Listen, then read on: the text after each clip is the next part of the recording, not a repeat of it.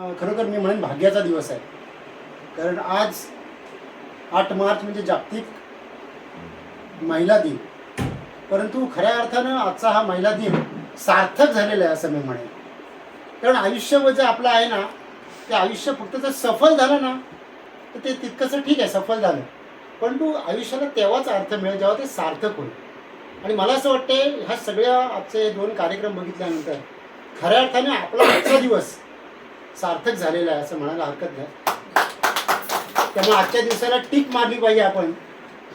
इतका सुंदर आजचा आपला दिवस आत्तापर्यंत गेलेला आहे. आपण पहिला जो सत्कार केला त्या ठिकाणी सुद्धा आपण बघितलं जवळजवळ 20-25-50 महिला त्या ठिकाणी होत्या. आणि आज हा सगळा परिवार या ठिकाणी बघितल्यानंतर खूप भरून आलेला आहे. आपला सत्कार किती लोकांसमोर होतोय हे महत्त्वाचं नाही आहे, आपण समाजामध्ये काय संदेश देतोय हे फार महत्त्वाचं आहे. आणि कोकण मराठी साहित्य परिषद शाखा तळ्याचा हाच उद्देश आहे की आम्हाला एक संदेश या निमित्तानं समाजाला द्यायचा आहे की एक काळ आपला असा होता की आपल्या या ठिकाणी फक्त पुरुष प्रधान सत्ता संस्कृती होती, म्हणजे पुरुष म्हणेल ते खरं. परंतु आता काळ बदलला आहे. आपण बघतोय डॉक्टर रेश्मासारख्या अशा मुली आहेत की ज्या आपल्या कर्तृत्वाने आपल्या गावाचं, आपल्या शिक्षकांचं, आपल्या शाळेचं, आपल्या कुटुंबाचं नाव उज्ज्वल करतायत. आणि ते समाजाला अशा प्रकारे एक त्यांच्यासमोर आदर्श निर्माण करतायत की होय, जर तुमच्याकडे शिकण्याची जिद्द असेल, चिकाटी असेल, प्रयत्नांची पराकाष्ठा तुम्ही जर करत असाल तर परिस्थिती कशीही असू दे, आपण आपल्या आयुष्यामध्ये यशस्वी होऊ शकतो. हा संदेश मला असं वाटते डॉक्टर रेश्मा यांनी आपल्याला दिलेला आहे. कारण जेव्हा घरी आलो तेव्हा बघितलं की इथलं वातावरण आणि विशेषतः आई आणि वडिलांचे जे संस्कार आहेत. आज आपण बघतो जळीस्थळी काष्टी पाषाणे आपल्याला दिसतं. मुलं सुशिक्षित भरपूर आहेत, शिक्षणाची कमतरता नाही आहे. पण मला दुर्दैवाने म्हणावं असं वाटतं की कमतरता आहे ती संस्कारांची कमतरता.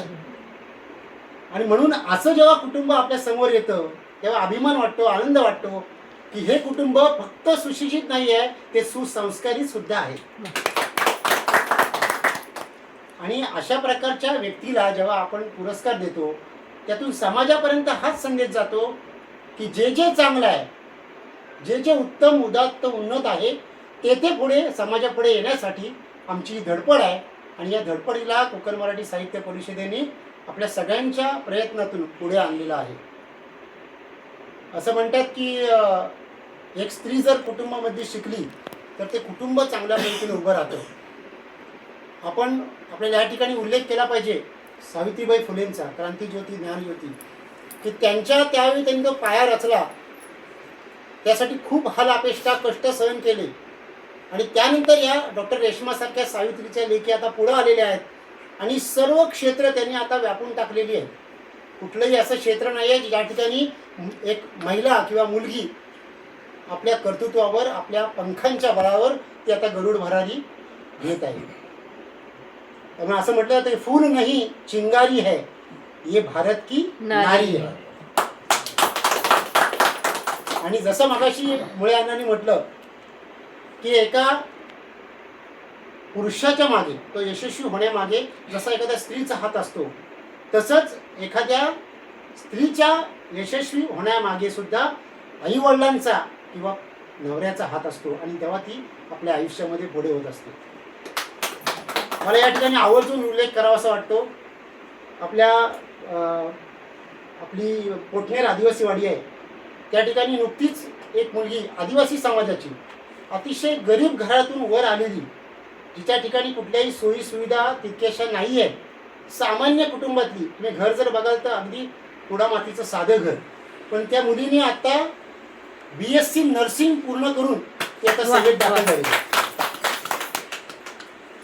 4 वर्ष ती बेंगलोरला होती. सर्व विकास दीप नावाची संस्था मानगावमध्ये कार्य करते. त्या संस्थेने त्यांना बळ दिलं, तिला पाठवली बामनोली रोडची. तिच्यातली चुणूक त्यांना दिसली आणि तिने तिला 4 वर्ष त्या शिक्षणासाठी पाठवली. ती सुद्धा मुलगी एवढी कष्ट करणारी, जिद्दी मुलगी. तिचं जर तुम्ही इंग्रजीतलं संभाषण बघाल, मराठी तर ती बोलतेच, ती आपली भाषा आहे, पण आदिवासी समाजातली मुलगी अशा प्रकारे इतकं फ्लुएंट इंग्लिश बोलू शकते हे तुमचा विश्वास सुद्धा त्यावर बसणार नाही. इतकं सुंदर पद्धतीनं तिचं इंग्रजीचं टॉकिंग आहे. नुकतंच तिचं आम्ही घरी जाऊन तिची भेट घेतली, तिची मुलाखत घेतली, तर तिचं जे सगळं ती सांगत होती ते ऐकल्यानंतर असं वाटलं की परिस्थिती कशी असू दे, तिने असं म्हटलं की मला ह्या परिस्थितीतून स्वतःला बाहेर पडायचं आहे एवढंच पुरतं मर्यादित नाही. आमच्या आदिवासी समाजामध्ये आज ज्या रूढी परंपरा आहेत की मुलांना शिकवायचं नाही आहे, तर ते मला कमी करायचं आहे आणि जेणेकरून माझा आदर्श त्यांच्यासमोर घालून द्यायचा आहे की होय अशा प्रकारे मुली पुढे जाऊ शकतात, त्यांना तुम्ही बळ द्या. त्यामुळे तिचे आईवडील भले तोडकी मोडकी भाषा बोलत असतील, पण त्यांनीसुद्धा त्यांच्या मुलीला त्यांची मुलगी ग्रॅज्युएशन आता करते, मुलगा पण 10वीला आहे, म्हणजे शैक्षणिक वातावरण अशा प्रकारे निर्माण करतायत. मला असं वाटतं आईवडिलांचा याच्यामध्ये फार मोठा हिस्सा आहे, त्यानंतर समाज आहे. आईवडिलांनी या कामी हा न्यूनगंड मनातून बाळगता कामा नये की ती मुलगी आहे तर तिला आपण फार शिक्षण घेता कामा नये. आज आपण बऱ्यापैकी सगळे सुशिक्षित सुसंस्कारित आहोत, पण असेही काही कुटुंब आहेत ज्या ठिकाणी अजूनही अशा प्रकारच्या ह्या प्रथा, अनिष्ट प्रथा पाळल्या जातात की मुलींना शिक्षण दिलं जात नाही. त्यामुळे आपल्याला पुढारलेले आहोत असं म्हणण्याचा अधिकार नाही आहे अजून. जोपर्यंत शेवटच्या मुलीला आणि शेवटच्या मुलाला शिक्षण मिळत नाही तोपर्यंत आपला हा प्रयत्न चालू राहिला पाहिजे. आणि आज डॉक्टर रेश्मा यांच्या रूपानं हाच आपल्याला समाजापर्यंत असा एक मेसेज घेऊन जायचा आहे की जर मुलींना तुम्ही चांगल्या प्रकारे शिकवलं तर नक्कीच पुढे मुली आपल्या आयुष्यामध्ये यशस्वी होऊ शकतात. त्यामुळं जसं एक संजीवनी बोकील नावाच्या कवित्रेत ते असं म्हणतात की कुणी नसलं तरी चालेल, तुझी तू राहा, फक्त तुझ्या डोळ्यांनी तुझं जग पहा. बरोबर. हास जेव्हा ओठ हसतील, रड जेव्हा डोळे रडतील, तुझ्या अश्रूंवर तुझ्या हसण्यावर तुझी सत्ता ठेवून राहा, कुणी नसलं तरी चालेल, तुझी तू राहा. वा वा. त्यांच्या कवितेचा हाच संदेश आहे की प्रत्येक मुलीने सुद्धा एका जिद्दीने उभं राहावं, पालकांनी आणि समाजाने त्यांच्या पाठीशी बळ उभं करावं. आणि हा आपला शैक्षणिक वारसा जो आहे, आपली संस्कृती आहे, जी ज्ञानज्योती सावित्रीबाई फुलेंपासून आलेली आहे, राजमाता जिजाऊंपासून आलेली आहे, ती आपण सगळ्यांनी मिळून पुढे नेऊया. याच मी या ठिकाणी भावना व्यक्त करतो आणि डॉक्टर रेश्माला आणि त्या सर्व कुटुंबाला या ठिकाणी शुभेच्छा देतो. धन्यवाद.